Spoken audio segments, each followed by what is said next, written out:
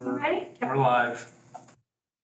Let's call to order this meeting of the Executive Committee for the Waste Reduction District of Monroe County. Would you like to do a roll call, Tom?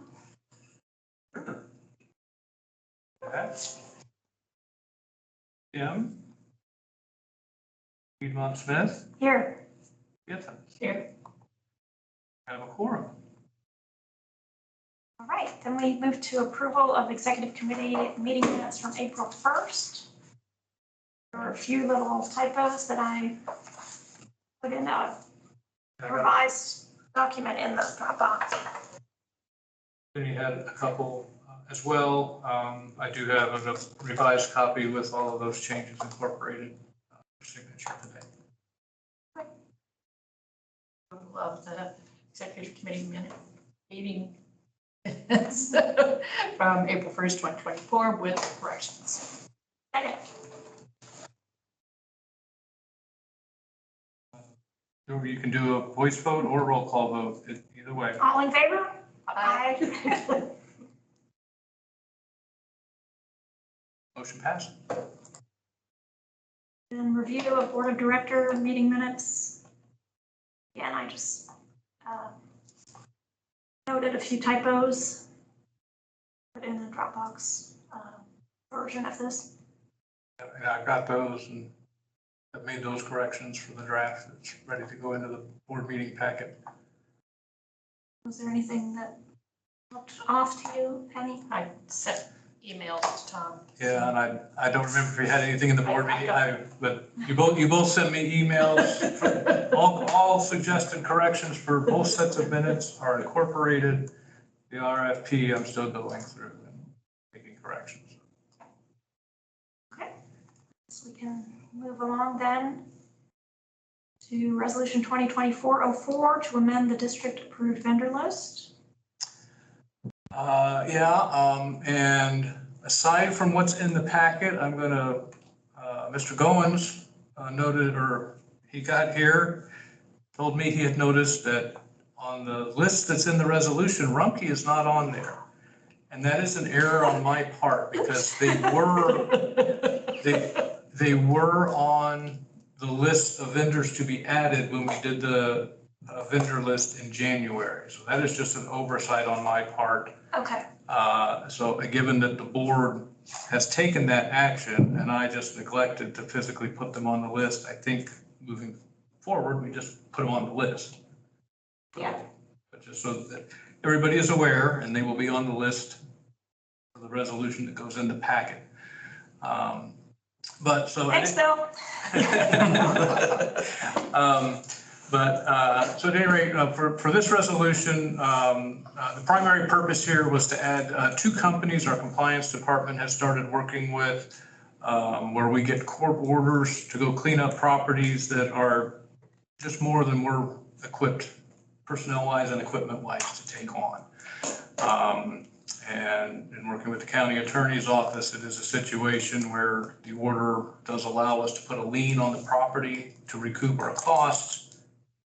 At what point that gets recouped, we'll have to, either they pay us or when the property sells or something like that. So, and it's a different topic issue, you know, with the situation we're a little bit leery of because we're not in a position to have $100,000 of outstanding liens against properties for cleanups we've done over the past few years. So we're kind of seeing where this goes. But at any rate, we have Bloomington Junk Service and Fire Dogs are the two entities that have expressed interest in working with us. And in fact, both of them have actually performed work related to a court order for us.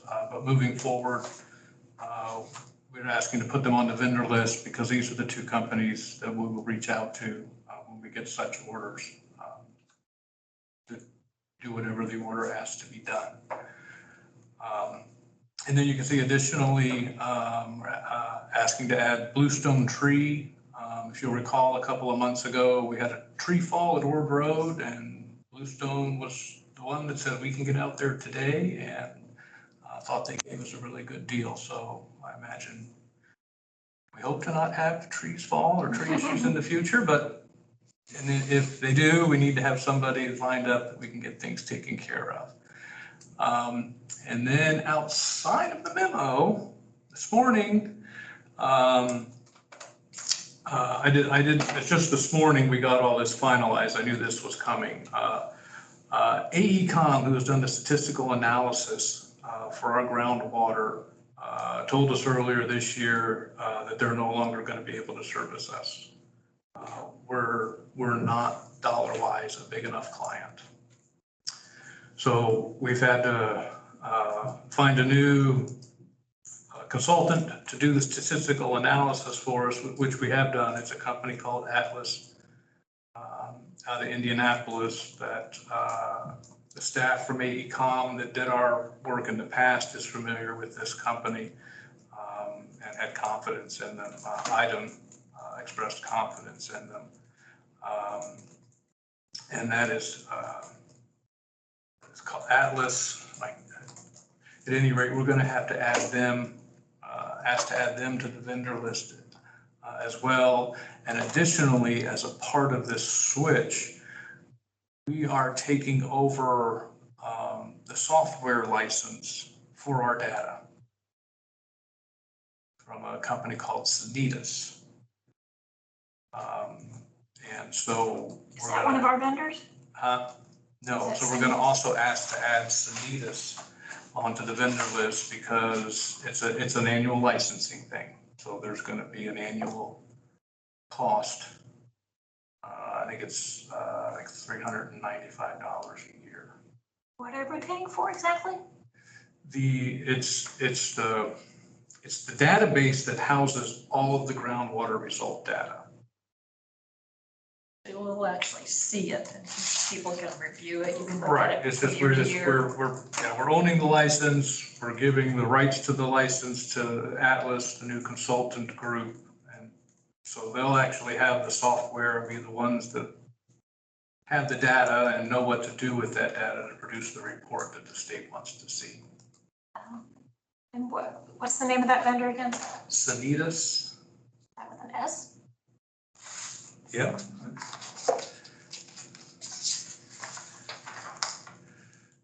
Sanitas Technologies.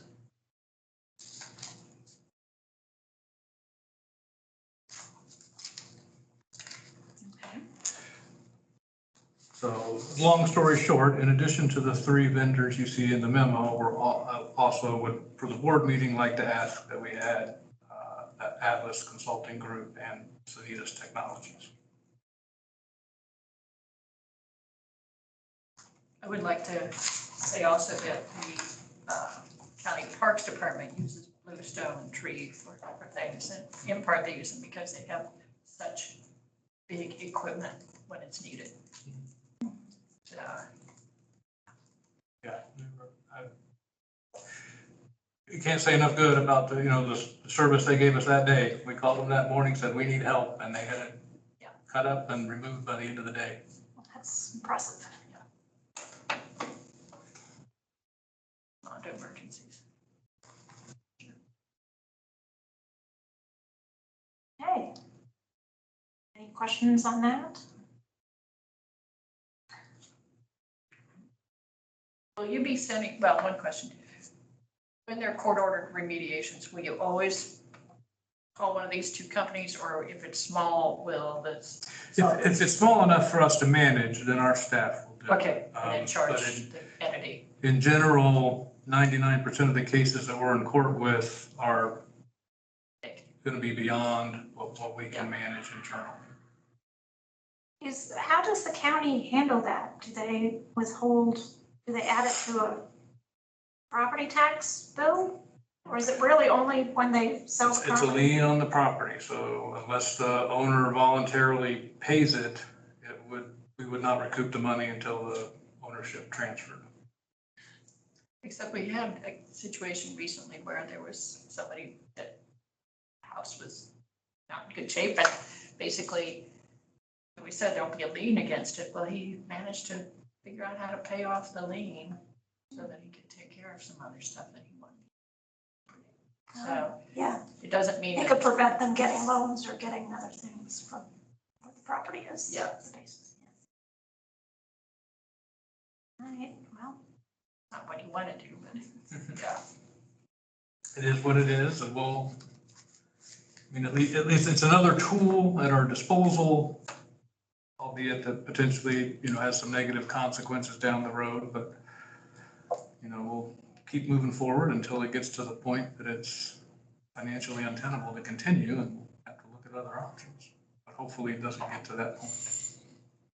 yeah, maybe you can report back after 6 months or a year and let us know. Well, we're probably looking, I mean, this isn't something that happens on a weekly basis. We're talking about 2, maybe 3 court cases a year. And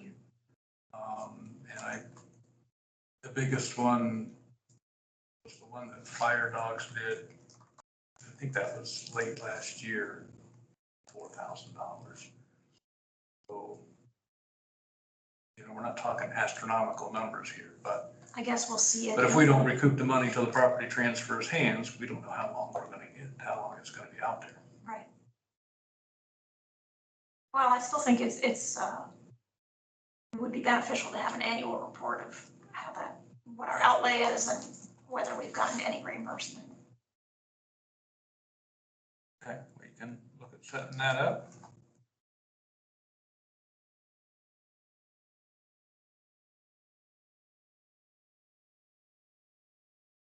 Okay. So whenever you're ready, Tom, I guess we can move on to the draft RFP. Well, I mean, it kind of is what it is. We've talked about this a few times, over the past few months, and I guess it was the April board meeting was the last board meeting where, the board said they would like to see a document. So we put one together. Legal has reviewed. I think the only comment legal had was that there was a paragraph that they thought was repetitive, and I think it was just a wording, and so I did change that. But they didn't have any issues with it. So I feel good that what we're asking for in there covers what our needs, will be with regard to the various materials and the hauling and that stuff. So, it really, boils down to, I think, the 3 or 4 items that I've put at the bottom, of the memo that I think are things, if the board's gonna make a decision on whether or not this is something we want to issue now, we just need to take into account that, if we don't do it now, we're going to be doing it in the next year or so anyway. We do have to provide the 120-day notice to get out of our existing agreement.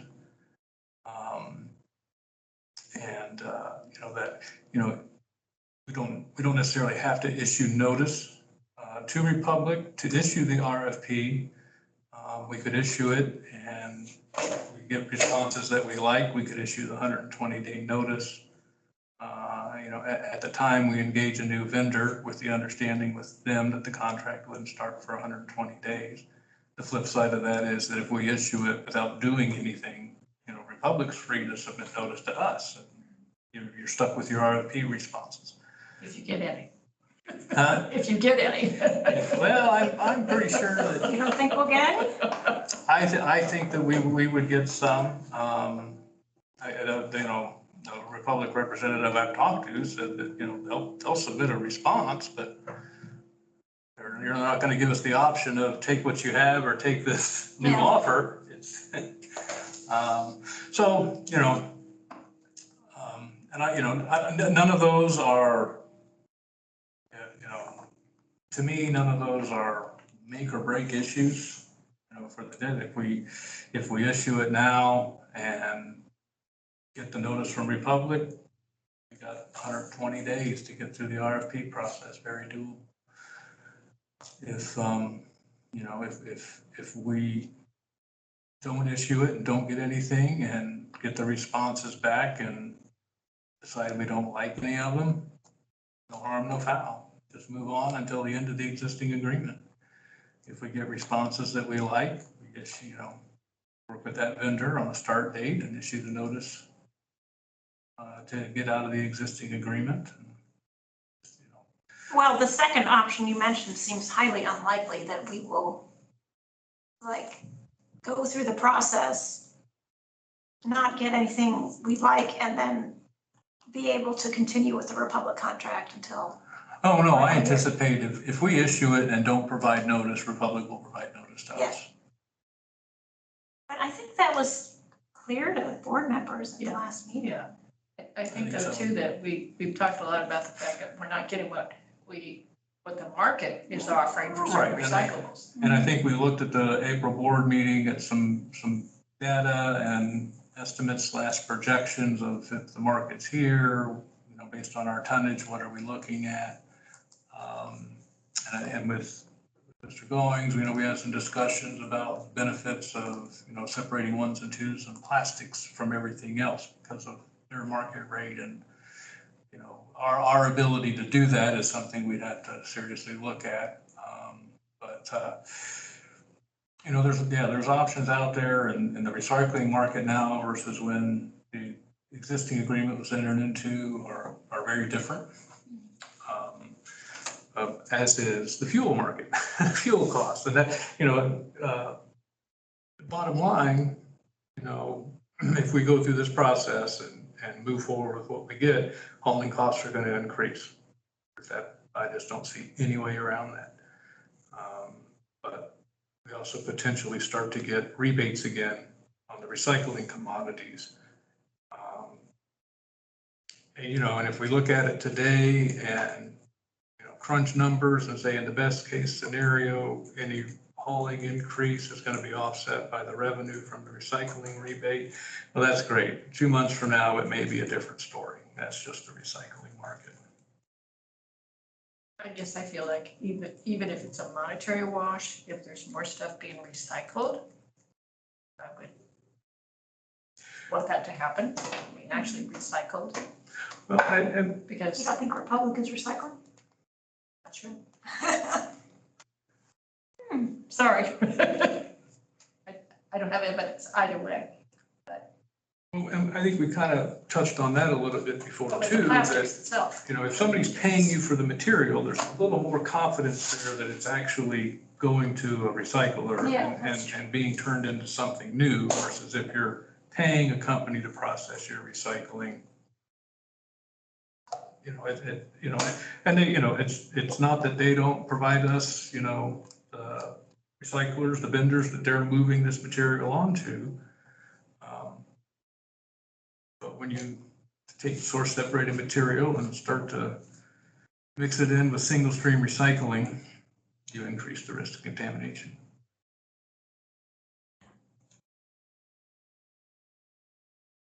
I mean, I think we should go for it. We should RFP. Well, and that's kind of why it's in here, just, given our existing contractual situation, I think it is up to the board to say, issue the RFP and whether or not to issue the notice to opt out of the existing agreement or wait to see what response there is to the RFP being issued. Do you have a recommendation on that?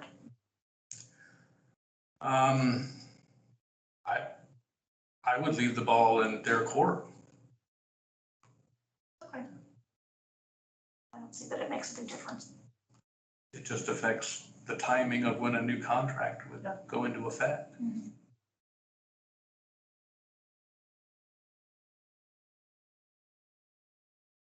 Now, I had a few questions on the agreement itself.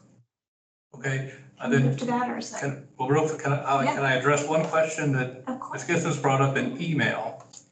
I forgot to go through. So Ms. Gissens asked, it does say in here that the proposals received will be open and read aloud at the next, I forget exactly how it's phrased, the next scheduled board meeting or something to that effect. So what happens if we don't have a quorum or for whatever reason that meeting gets canceled? And there is another part of the document where it references at the next or a future board meeting, Yeah, Okay, which basically, you know, in that language. allows some leeway that, you know, Yeah. if we're not through the review process and comfortable, if staff's not ready to come and make a recommendation to the board, we can, you know, we can postpone it to the next meeting or do a special meeting and get the time we think we need to adequately review and make the comparisons. yeah, let's put that language in at the beginning. It's in there somewhere. I know, I remember reading it, I don't know where. But it was sort of, I think it was in there sort of twice, and then the first time it says, yeah, On X day, and, Yeah. yeah. And then the Right, second that- time it said or. Yeah. Yeah. And none of the dates are in there because right, because we don't know when. until somebody says get it issued, I don't know. Pulls the trigger on it. Okay, so in the, Sorry, I didn't list the page No. number on that one. on page 2 of the actual RFP, and I'm not looking at the packet right now, sorry. Page 14.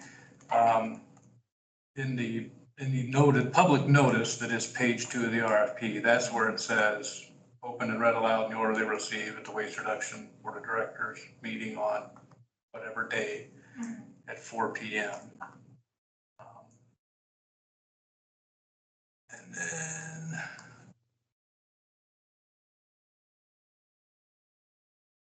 It also says that on page 13 of the proposal. just 25. yeah, there you go. And then at the bottom of page 13, open and read aloud in the order they received at the Waste Reduction District Remote County Board of Directors meeting at 4 p.m. on Thursday. Okay, so there also we need to say or. Did I take that? It was in there at one It was in point there in somewhere. time. No, I read it. Where is it? There's section 3.6, page 15 of the RFP.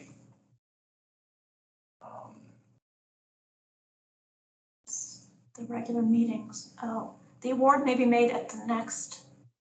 Board of Directors meeting or a subsequent meeting. So I can clean that language Yeah, up so in that's- all of those areas.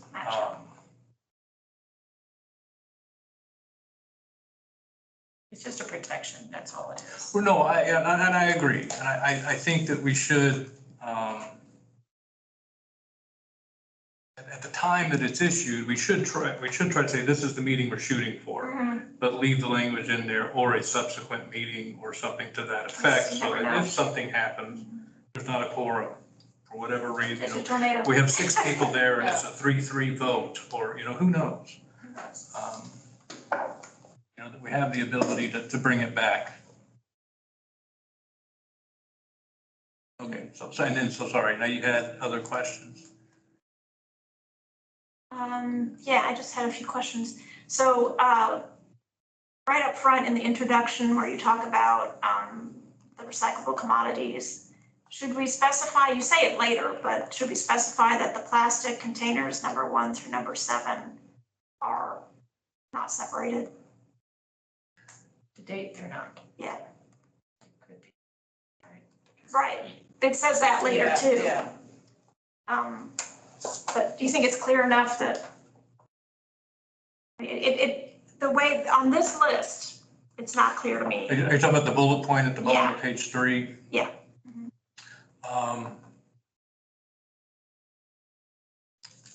Yeah, so we could plastic containers 1 through 7, combined and compacted in a 40, something to that effect. Yeah, just to make it clear up front that they're currently not sorted.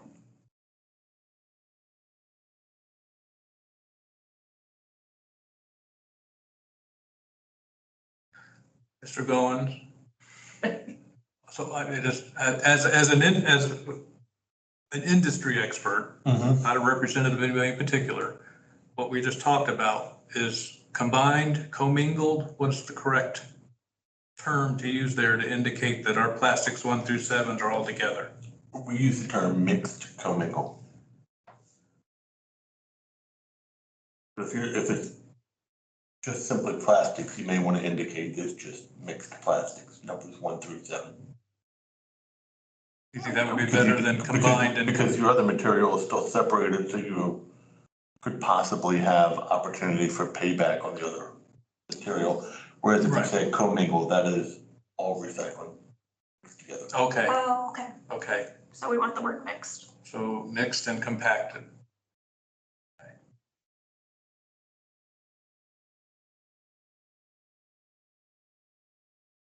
That messed up all my page breaks. Use smaller type. Reduce the font. I can fix We it. can fix it later. I still have other corrections to do. Like you left the totals off of one of the tables. Oh, we did. Didn't catch that. That one I've already got fixed. Okay. So in table 2.2, since we're being picky, there's, April has 24.1, has just 1 decimal place, and all the others have 2 decimal places. Sorry, which table? 2.2, plastic containers, number 1 through 7. It's on page 5. Could be because it's 0 and you have to. Yeah. I think Excel knocked those off because it was Tell it. 0, but we can. I mean, that's not a big deal.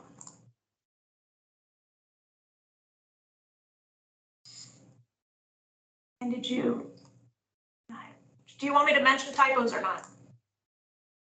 Not if they're in what you've already sent me, Okay. because I just haven't gotten through all of that yet. So then on 2.4, we have glass tonnage. Is glass part of this RFQ? I thought we have a separate agreement for glass. Well, we don't have any agreement for glass. Oh. We have an agreement with Rumpke to haul the material, but they're not paying us for the glass, we're not paying for the glass. And so I can go back and look, but I don't think we have an actual contract in place or anything. They just said, we'll take your glass Okay. for 130 a load, no rebate, no tipping fee. Does that sound right? I would have to review it. I'll go review it, but I know right off the top don't, of I'll my double head. check that, but I don't believe we actually entered into a glass contract with Republic or Rumpke. We just entered into agreement with, what you charge us to haul and accept our glass. Okay. So, I mean, Rumpke could, of course, bid on glass and other things. Right, and it does say in the body of the agreement that, proposers are encouraged to pick and choose what you wanna, where you don't have to bid on everything. If all you wanna do is haul, then tell us what your hauling rate's gonna be. So those options are in there, as well as options to, provide, item specific if if we're able to sort plastics 1s and 2s separately, what would you do for that? It doesn't mean that we'll do anything with it. It all depends on our ability to separate materials to that extent. Yeah, I mean, I really like the draft contract. I think you covered a lot of important things in here, so. Which of course doesn't prevent me from having questions, because that's who I am.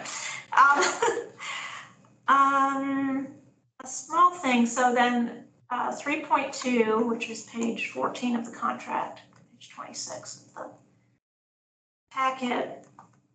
In that second paragraph under 3.2, proposer shall be responsible for ensuring that hand-delivered proposals are submitted to the district staff member. Do you mean a district staff member? Because then you go on to say the district shall not be responsible. Yeah, For things that just. should be a district staff. Yeah, okay. Which I was is, like, which is in there because we share an office, Yeah, so. no, it's good to have it in there.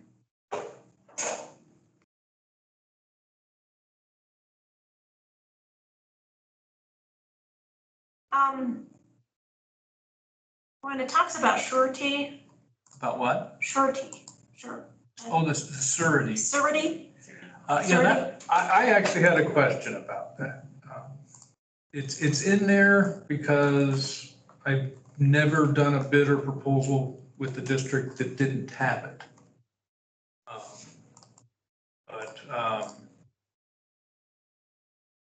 I don't know, I just kind of questioned if it was necessary in this instance. Did you ask the legal counsel? Well, he reviewed the whole document. Uh-huh. I mean, you didn't I didn't ask specifically. specifically about anything. I said, just please review and offer your comments. I can come back and ask him specifically about the surety. Obviously, I know nothing about surety. I didn't even know how to It's pronounce it. it's basically just some financial assurance that they're not going to yank their bid out from under you before you have the time you've requested to review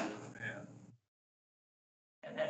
award the thing. But you specified the bid was good for 90 days. Right. So if they try to pull out within that 90 days, then you've got this, Then we get the survey. it's like earnest money on a house, Okay. Yeah. if that makes sense to you. Mhm. Okay. Yeah, so that's what it is. And I mean, and obviously, we don't want anybody yanking their proposal out, from under us. But I don't know, when I was putting this one together, this was a little different than the orange bag quote. And I don't know, I just going through it and I just wondered, is it really necessary this time? And maybe one thing that I will note, I got from Adam Wasson, the bid packet the city put out for their trash and recycling last fall, noted that they didn't have any such requirement in their packet or any type of surety or anything. So, What do some of the other solid waste districts around the state that are comparable in size, what do they do you know? I don't. I can ask. I'm not sure how recently anybody's put a bid or proposal out. I don't think it's a bad idea. I mean, is it gonna deter smaller entities that like only do glass or only do? That was one thought that I had, or, the smaller entities that maybe only want to do one or two things, or that also may not have the financial resources that a Republic or a Rumpke has. But to me, it didn't look like you were going after really smaller ones because you required something like 5 years in business or something like that. I mean, Well, we've got haulers that work in Yeah. this county that have been in business that long. Yeah. Just putting in the hauling part. And the flip side of it is that, if they do a bond for the surety, that's a minimal expense. That's, if they want to do the certified check, well, they've got to have the 10 grand. I was surprised. I can't imagine anybody doing that. So I can run it by legal and, obviously it is something that can be stricken by the board before they agree to issue it. we could also change the amount. Yeah. Mhm. Yeah, why don't you check with legal and see what they say Okay. specifically about this?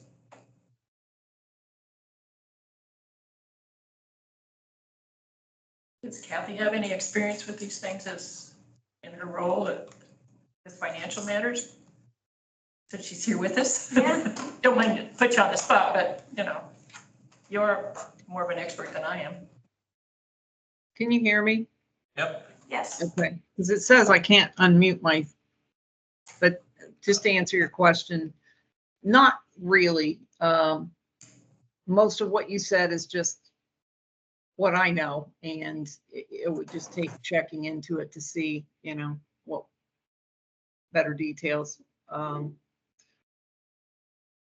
So no, not a lot. Okay. All right, my next question is substantive. So when we look at the criteria that will be used to evaluate the proposals, is there any way we can include something about climate impact, greenhouse gas emissions, something like that?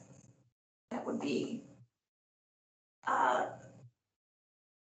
something that the board would consider for, in the evaluation process? Like the overall carbon footprint or something like that? Are you gonna measure that? It would have to be, a combination of how far they're driving, whether they're,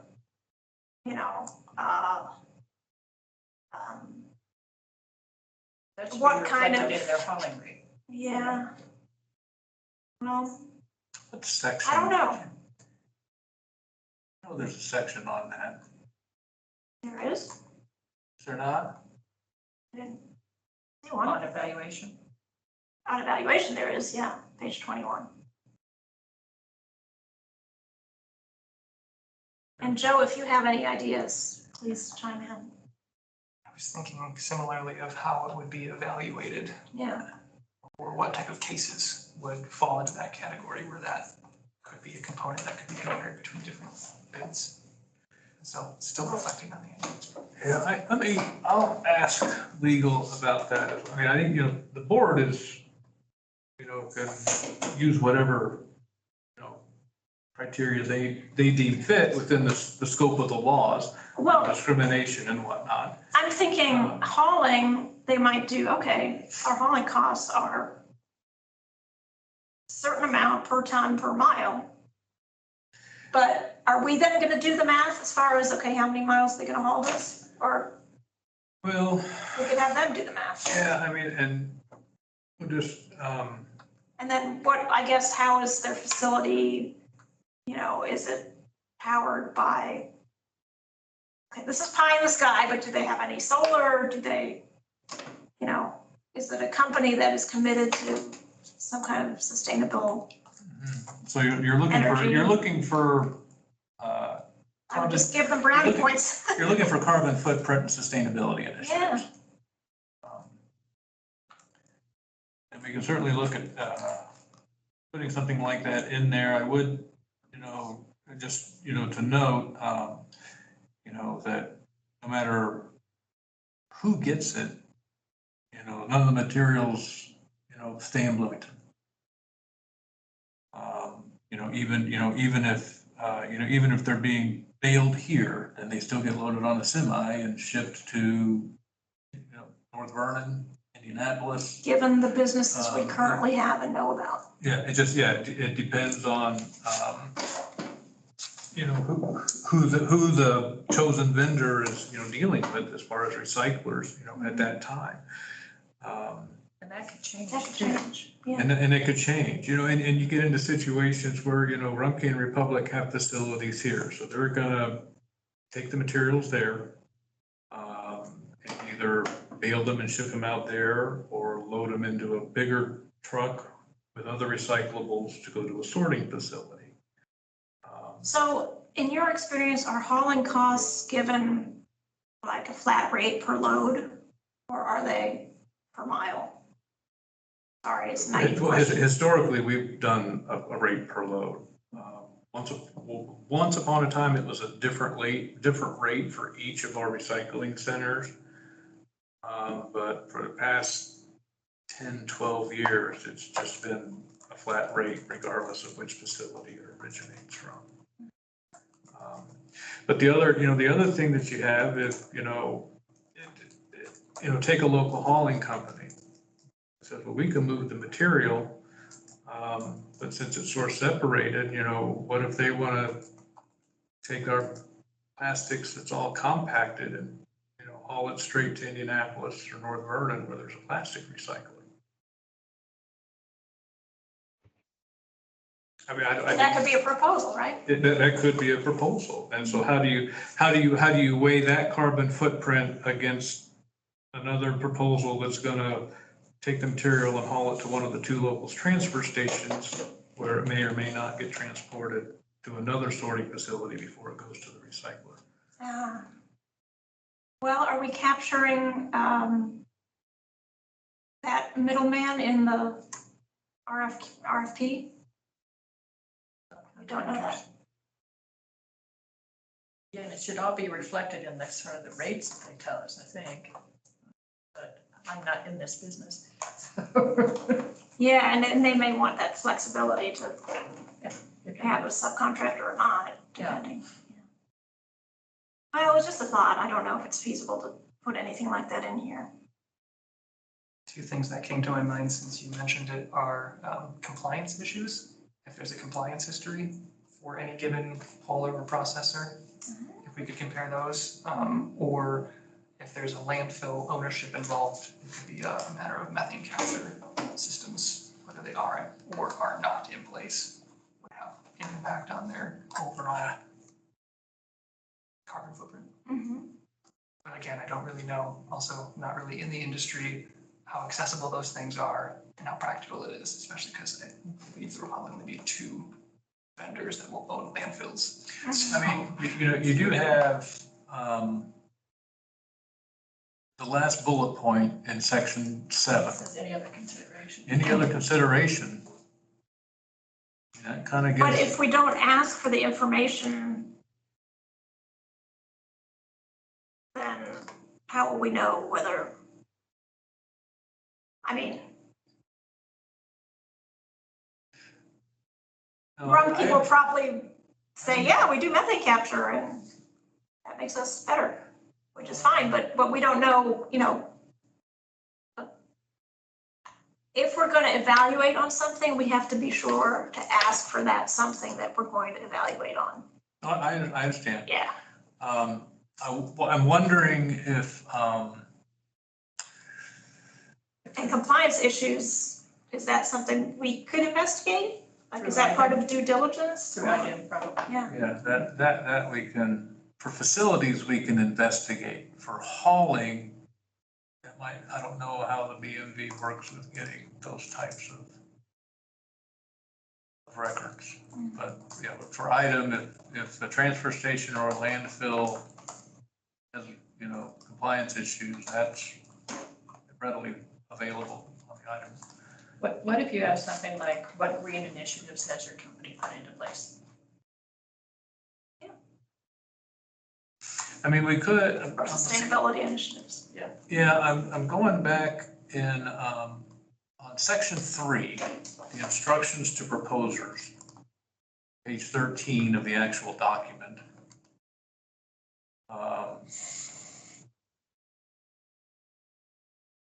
I want, we've asked for a statement of related experience, a statement of recycling, processing policies and procedures, and I'm wondering if we could just include or state that one of those statements should include information related to sustainability initiatives, carbon, I don't know how many of these companies are tracking carbon footprint or not. But we could certainly ask that one of those 2 statements include information related to the company's sustainability initiatives. Yeah, it seems to go with number 3, I would think. Statement of recycling, processing, policies and procedures. Or we could just ask for a 3rd statement of sustainability initiatives and, climate actions. Except then it looks like it's required for them to have such initiatives, which maybe it isn't. You could also use the encourage language that was used elsewhere, encouraging responses to including climate action or sustainability related initiatives.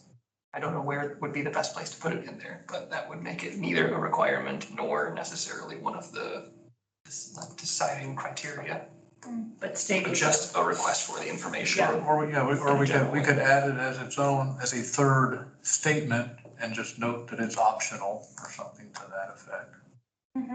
Yeah, maybe that's the most clear way to. And then if they choose not to include it, then that could be one of the other items the board takes into account in the evaluation. Yeah, why don't we do that? So do we want to add sustainability initiatives as its own statement? Just say it's optional, not Please include anything that your company has in this. Well, it would be in the list, 3.1.2. Proposals must be ordered as follows. Although for everything else on here, we refer to a section. I can add a section on it. And Okay. just, Yeah, it Just, could you be know, just- 3.1.3.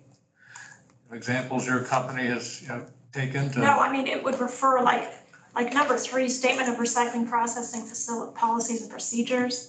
In parentheses, it says section 6.3. So we might have to add like a section, 6.6 or whatever. Yeah, I would think it would go under section 6, specifications. Mhm. I would just add one and, just please provide a statement or a list of initiatives or actions that your company has taken to promote sustainability and mitigate climate change, or, something to that effect. You think so? Yeah. Yeah, let's do that.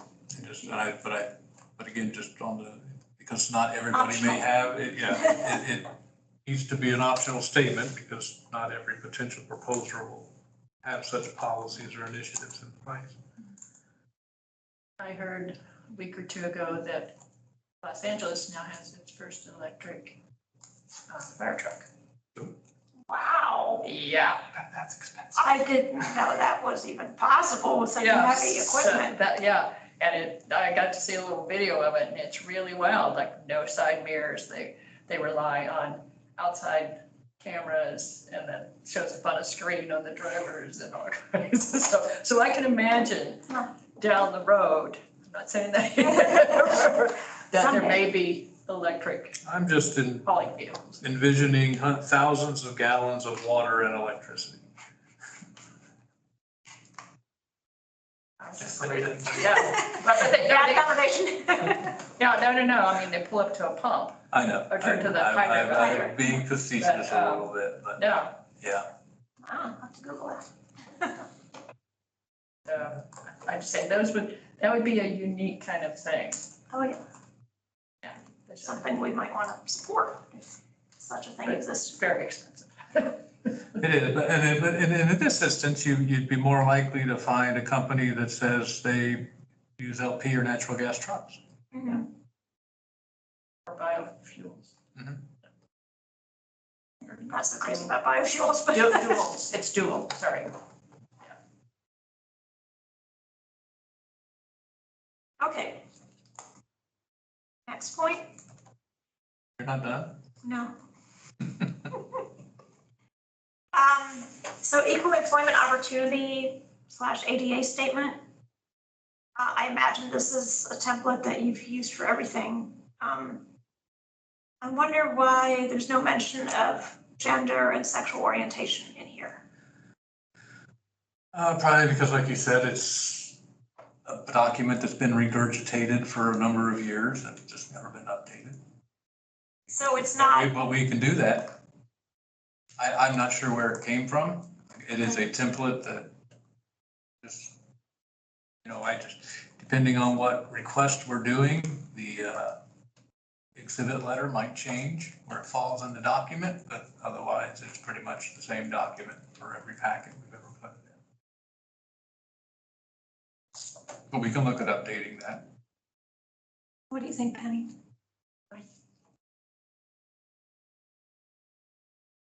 I guess the only thing, I'm looking at the federal government. well, that's, and since it references the Disabilities Act, Disability is different. which than certainly discrimination. doesn't cover everything that we're covering in this.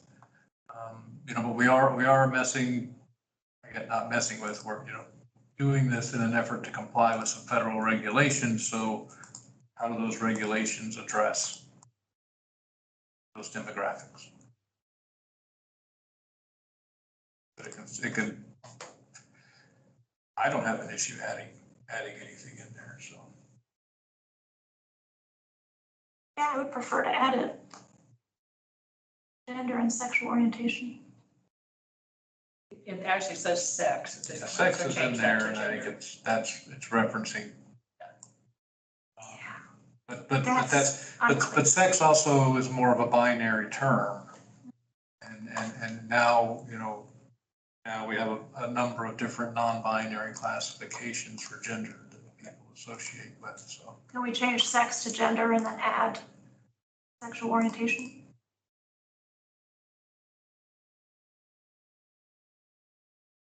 I'm fine with that.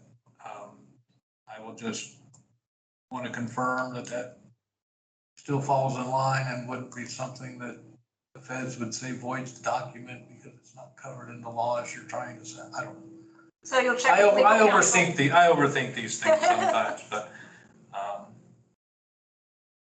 we can certainly get those added unless legal or somebody says, no, you can't do that. We're allowed to be stricter than they are. I would think so, We but can't be maybe losing. not, because we're a public entity. Yeah, I don't know. But the city of Bloomington includes Yeah, sexual You do? orientation. Yeah. every week, commissioners meeting, we make a statement and yeah. okay. We'll plan on adding those unless legal says no. I don't know why they would.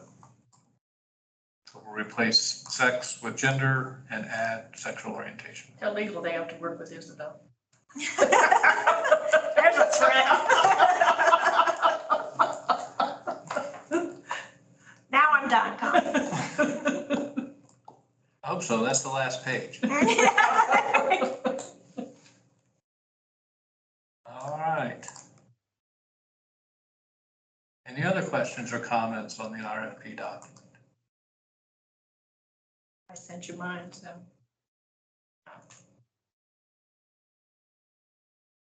I guess the only other, thing that, and I, it's not in here because none of the dates are listed, but what are we, when do we want them back? 2 weeks, 3 weeks, a month? What's an appropriate time for people to prepare their documents and get them submitted? We've got 90 days in here for us to review and award. Is the board comfortable with that time frame? And then. Well, if we issue the RFP and then the next day Republic gives us notice, so then we have 120 days before we may be without a vendor, right? Right.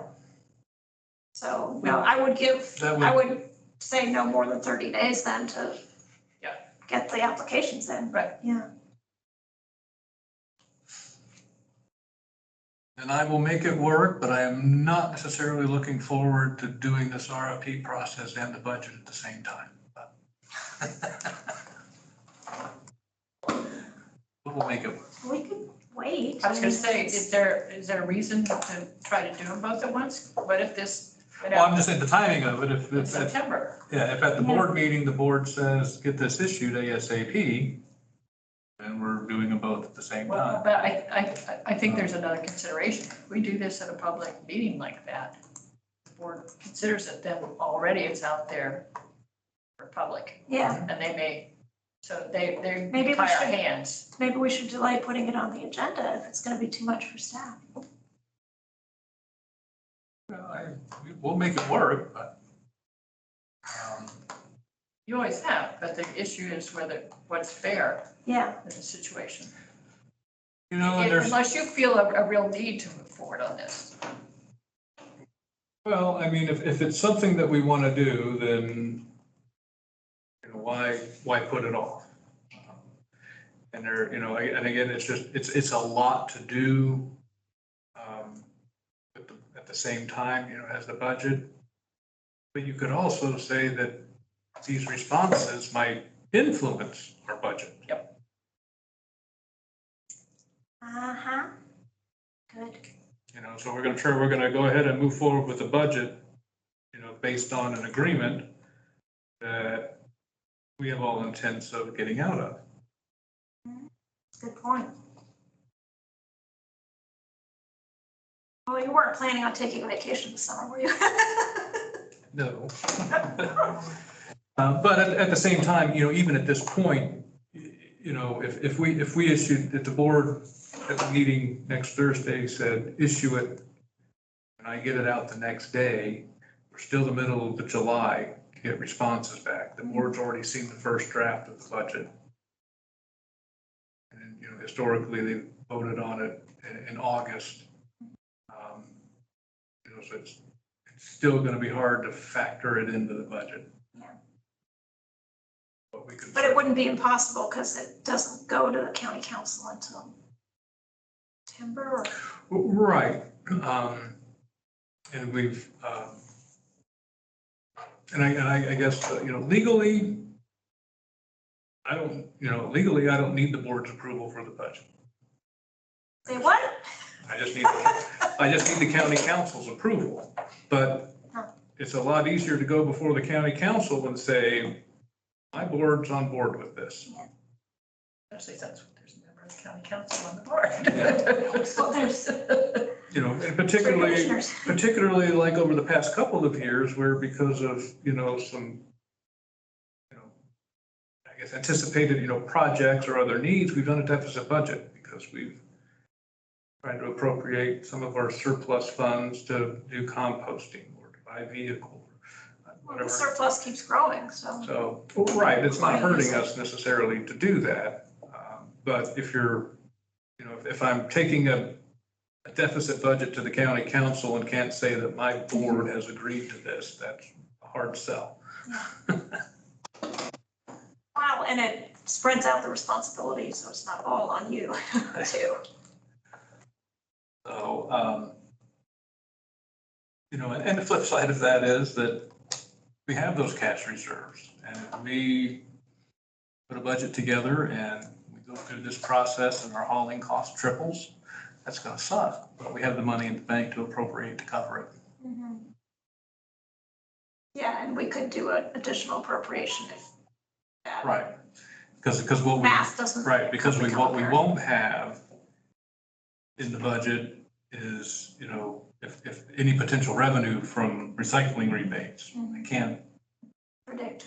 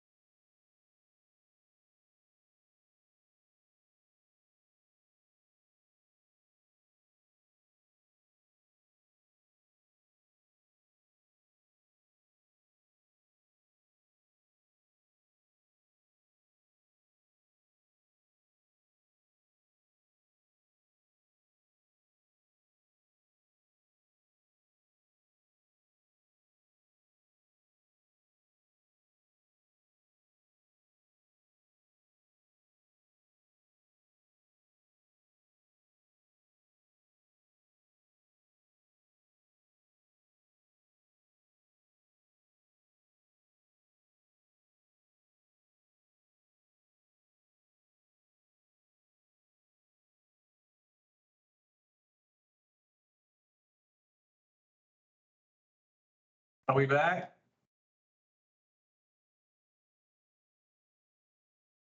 Kathy, can you hear us? I can hear you. I can hear you. I can't see you, but yeah. Interesting. We can't see you either. I really think that there's a second, Second window? yeah, if you close this one, it may take you back to the first one. That's what I've had to do. Close this one? Yeah.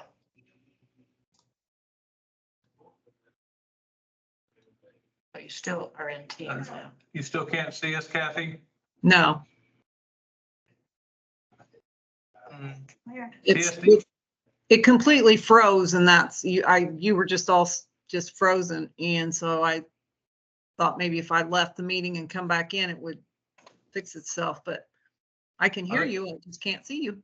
It kicked us out and then we had to log back in on the browser, not the Teams application. Yeah, I did go through the browser as well.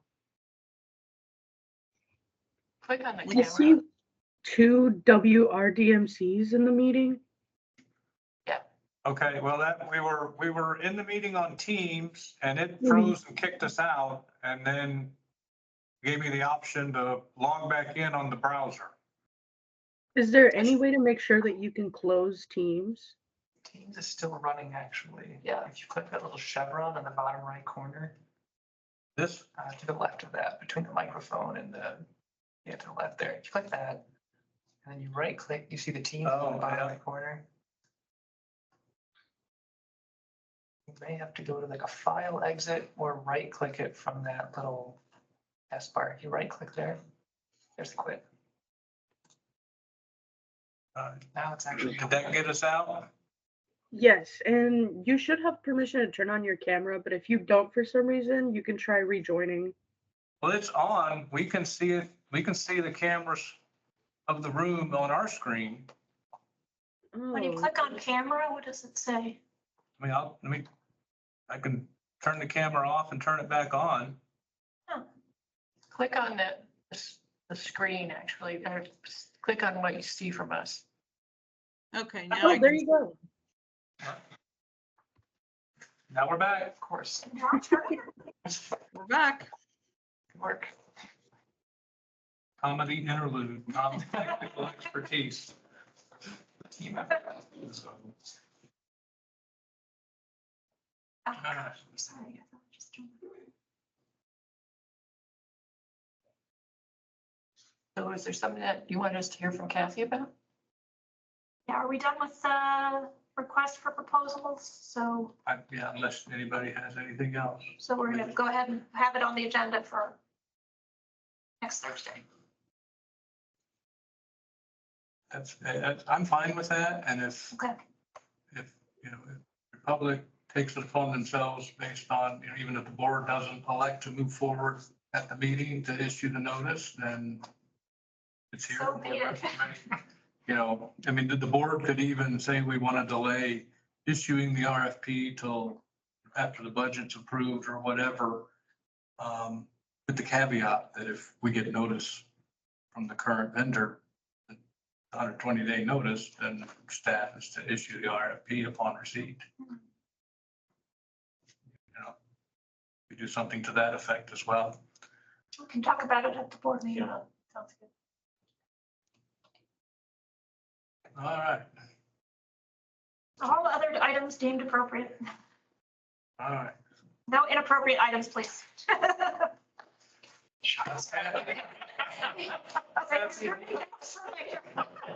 Kathy, do you want your issues first or last?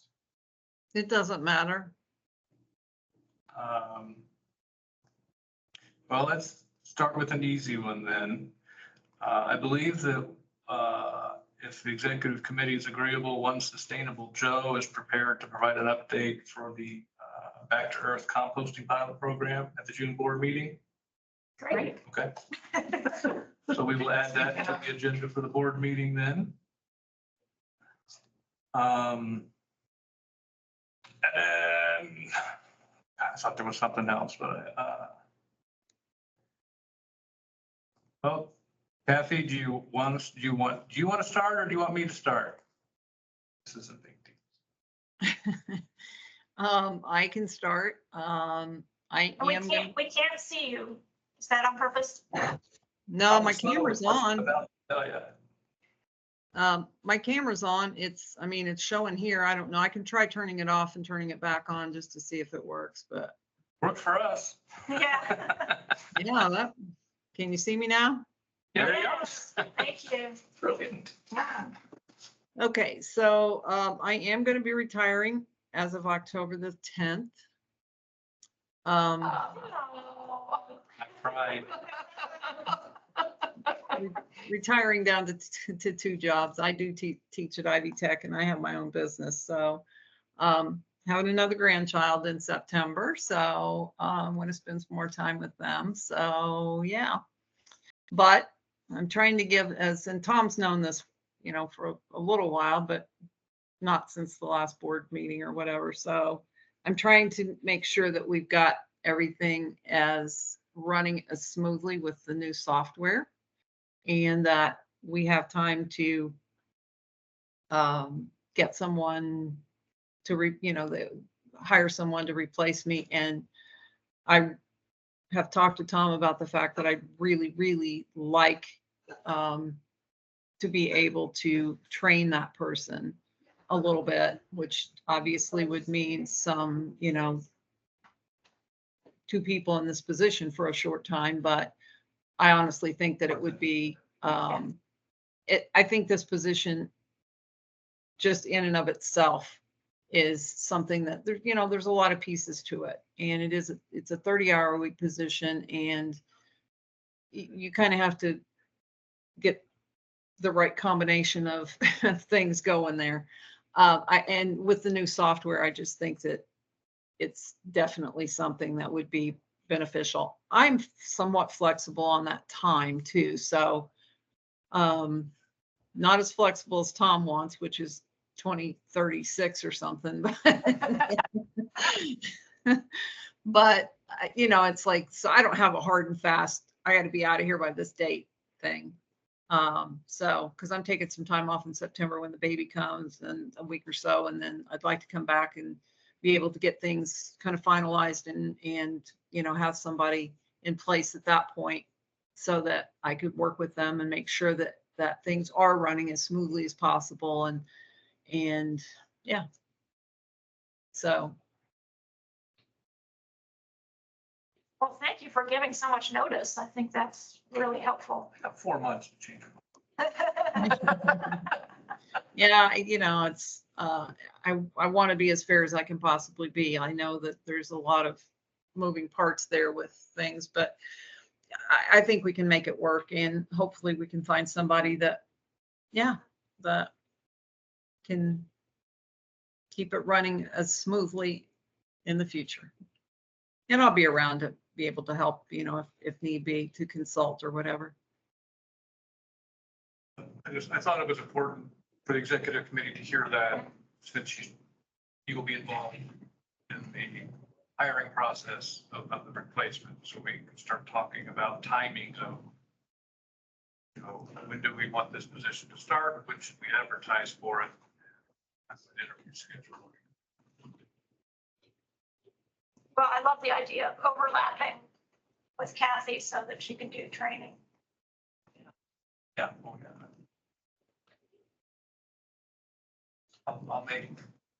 I'll make Lee and Joey work for free. They said you already did, so. So Kathy, when was that, in September, that you were hoping to take a week or so off? Yeah, But which I week? don't know for sure. It depends on when the Okay. baby comes. So Okay, that's a little up in the air. He's not decided yet when he wants to show up. So typical of males.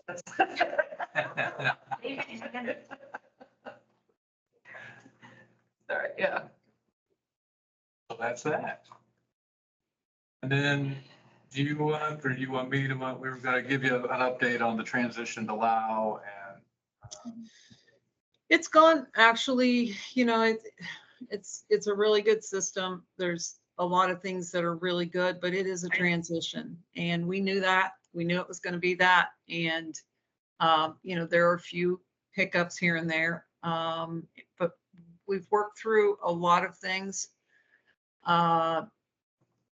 The cash flow statements, the reports are different, which we all expected that. I'm trying to keep the cash flow statement like we've been seeing it, but I've got to be able to get the reports that I need.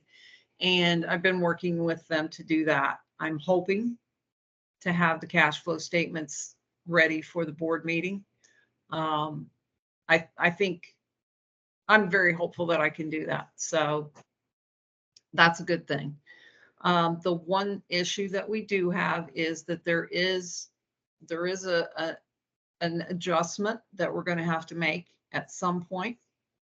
And they have told us that that's not something that's uncommon at all, that, they work with all kinds of counties, and they said most counties have to make an adjusting entry because the old records and getting everything transferred into the new system just, there's always, not always, but there's many times there's kind of a hiccup in that. And it could be something that happened 20 years ago.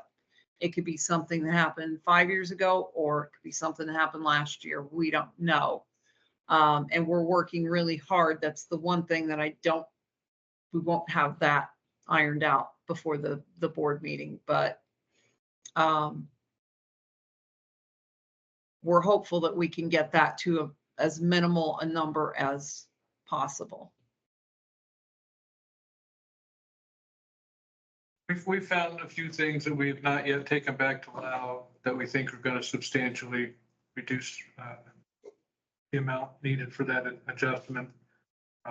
And the other thing, the Lao representatives have advised that, this is a common thing that they encounter when they do these conversions, that SBOA advises entities to carry either the surplus or the deficit for 6 months. Just to give it time to see if you find it or it corrects itself or whatever. So we are, even though, we think that the number that we're carrying right now is not the right number. We are in essence carrying that at this time, continuing to research it and find things that contribute to it, where we can.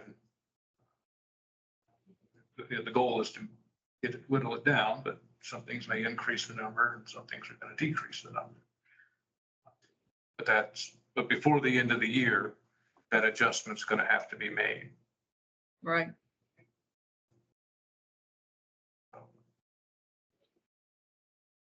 Thanks for the heads up. Yeah, we just feel like that, the board should be aware of that. It's so that this isn't hanging out there for a while and then it's, oh yeah, by the way, we have this adjustment. We know about it. We're working on it. And I think we can get it down to hopefully a reasonable number. But believe me, we've worked really hard on getting these things, getting this transition done. And, payroll's gone smoothly, accounts payable, for the most part. It's just, there's a learning curve, but we knew that. And we knew that there was a really good chance that even though we got through a month of doing payrolls and accounts payable, when we got to the point of doing the cash flow statement and doing the reconciliations, it's like, that's where the rubber meets the road on. It's, that's where you really got to figure out if things are meshing with, the way it was brought over from the old system. So a lot of work, but we've gotten through a lot and I think we can get through a lot more. And that's one of the things I really want to make sure that we've got a lot of that's running smoothly before I leave, and I'm working really hard to do some manuals, kind of, putting together some step-by-step manuals on processes. So it'll make it easier for someone coming in and make it easier for all of us in the office to share, to all know how to do the different pieces of things. So it's going, but that's kind of where we're at on it. How do the remote workers like being able just to record their time, clock in, clock out with their phones? That's not implemented yet. Oh, okay. We're actually doing supervisor training on that system on Wednesday. And then a week or we'll look at, I guess next Monday is. We actually have a meeting on Thursday too. We have training on Yeah. Wednesday with the supervisors, and then Tom and I have a meeting on Thursday to kind of fine tune some more things. It's looking really good. I really like the system, from the backside that we're logging into it, and we have it on our phone, and it really looks smooth. And they're extremely attentive as far as the trainings and making sure that we are where we need to be. And I think that's going to be a learning curve for the employees because they're not used to doing that. But I think all of them are I think they're all going to like it because, none of them really like doing paper timesheets, and we just need to get away from that. So I think that's another thing I think that one will come together pretty pretty smoothly. I really do, but we'll have probably in 1 or 2 payrolls from now, we'll have it implemented. We'll still be kind of doing some testing and stuff, and probably by 3 payrolls from now, we'll have everybody pushing through that, It you know, will, in the system. it will probably, depending on what happens Wednesday and Thursday with the training and the meeting, I would look for them to make the system go live on Sunday, which would be the start of our next pay period, but we're not going to have everybody utilizing it at that time. Probably start with a pool of employees that are at the South Walton Recycling Center and the admin building where we're all right there. In case there are So if there's problems or whatever, and then once we make sure we all understand that it's working, we got whatever kinks worked out, and start getting the site operators utilizing it. The county highway department uses, the guys can, you know, clock in, clock out with their phones. And so they actually have alerts on their phones so that, you know, 3 minutes before they're to clock out, their alarm goes off. I mean,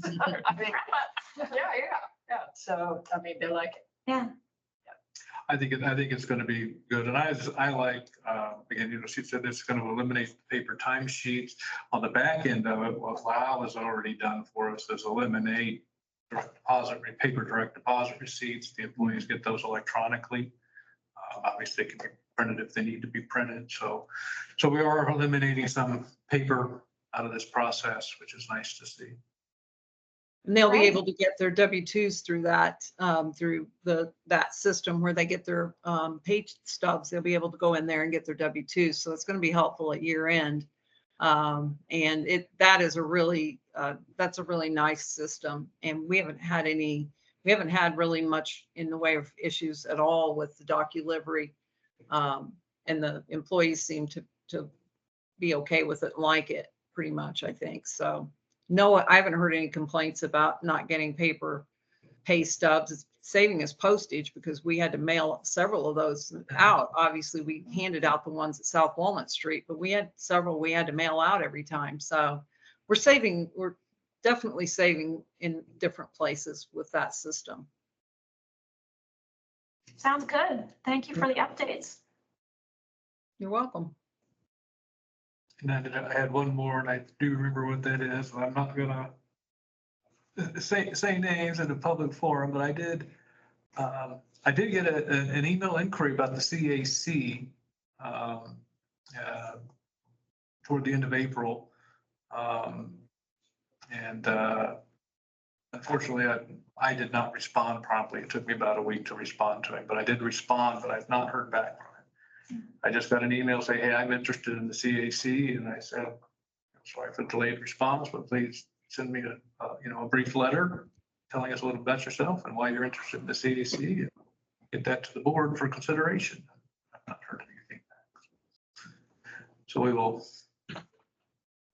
see if I will reach out again this week to see if I can get something by the end of the week. Hopefully, potentially have a new CAC member. That'd be good. That's all I got. Do you have anything, Patty? No, I'm just very sad that Kathy's taking retirement, but I understand, especially with a new grandbaby, and I'll just look for you in the fall at the book sale, like Fisher Hills Food Bank book sale again. I'll be there. Maybe when she decides retirement's boring, Kathy will join the CAC. Stay connected. Oh. Grandbabies are never boring, so. Well, we'll have to have a nice send off for you when the time comes. All right. Okay. I think that's it. So we can adjourn. All right, Thank you. Thank you. thanks.